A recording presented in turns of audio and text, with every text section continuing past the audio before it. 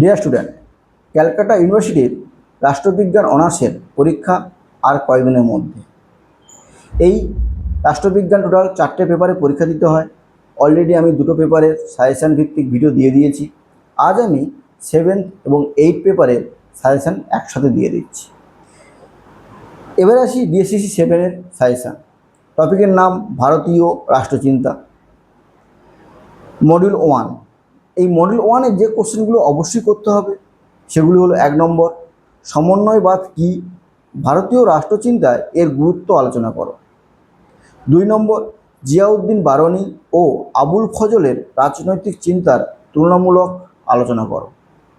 3 নম্বর, কৌটিল্যের দণ্ডনীতির বৈশিষ্ট্যগুলি আলোচনা করো।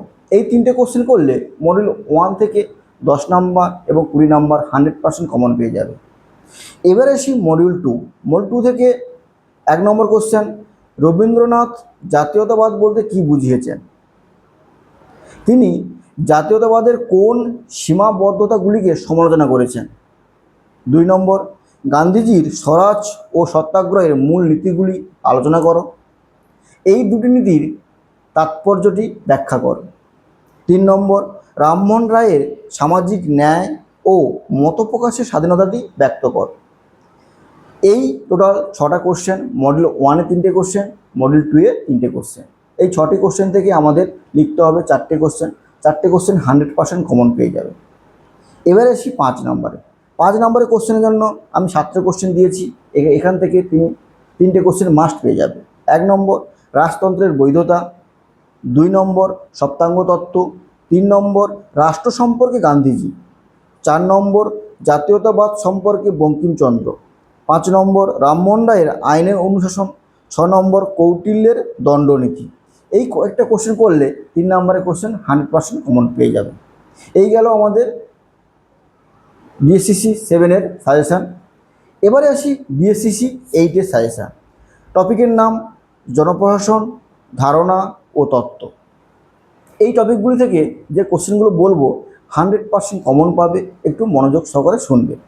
1 নম্বর মডিউল থেকে 1 নম্বর কোশ্চেন, এলপিজি মডেল জনপ্রশাসনে কীভাবে প্রভাব বিস্তার করে তা ব্যাখ্যা করো।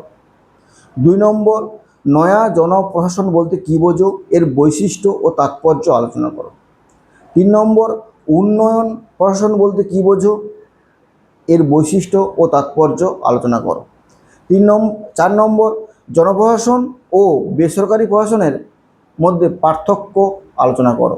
এই 4টে কোশ্চেন বললাম। এই 4টে কোশ্চেন থেকে 10 নম্বর এবং 20 নম্বর 100% কমন পেয়ে যাবে। এবারে আসি মডিউল 2। মডিউল 2 থেকে 3টে কোশ্চেন বলবো। 3টে কোশ্চেন 10 নম্বর এবং 20 নম্বরে 100% কমন পাবে। প্রথম কোশ্চেন, কার্ল মার্ক্সের আমলাতন্ত্রের দৃষ্টিভঙ্গি আলোচনা করো। 2 নম্বর, ফ্রেডরিক্সের প্রিজম্যাটিক শালা মডেলটি চিত্র সহকারে ব্যাখ্যা করো। 3 নম্বর, পলিসি ইমপ্লিমেন্টেশন বলতে কী বোঝো, এই পলিসি ইমপ্লিমেন্টেশন করতে কোন কোন অ্যাক্টর কাজ করে তা ব্যাখ্যা করো। এই 3টে কোশ্চেন। এই 3টে কোশ্চেন করলে 2টো কোশ্চেন মাস্ট পেয়ে যাবে। এবারে আসি 5 নম্বরের কোশ্চেন। 5 নম্বরের কোশ্চেনের জন্য আমি একটু বেশি কোশ্চেন দিয়ে রেখেছি, কারণ এই 5 নম্বর কোশ্চেনগুলো অসময় 2টো করে এসে 10 নম্বরে আসতে পারে, সেই কারণে দিয়ে রেখেছি বেশি। 1 নম্বর, স্প্যান অফ কন্ট্রোল। 2 নম্বর, লাইন অ্যান্ড স্টাফ। 3 নম্বর, ক্রমোচ্চ স্তর বিন্যাস। 4 নম্বর, আদেশের ঐক্য। 5 নম্বর, কেন্দ্রীকরণ ও বিকেন্দ্রীকরণ। 6 নম্বর, নিয়ন্ত্রণ ও পরিধি। 7 নম্বর, সমন্বয়। 8 নম্বর, গভর্নেন্স ও গভর্নমেন্ট এর মধ্যে পার্থক্য। 9 নম্বর, নয়া জনব্যবস্থাপনা। এই কোশ্চেনগুলো করলে 100% কমন পেয়ে যাবে। 75-এ 75ই কোশ্চেন কমন পাবে। আমি আজ ডিএসসিসি 7 এবং ডিএসসিসি 8-এর যে সাজেশনটি বললাম, অবশ্যই সবাই দেখে যেও, কেউ ঠকবে না। আমি ডিএসসিসি 5, 6, 7, 8 যে 4টি বললাম, এই 4টি যে 100% কমন পাবে আমি বলতে পারি।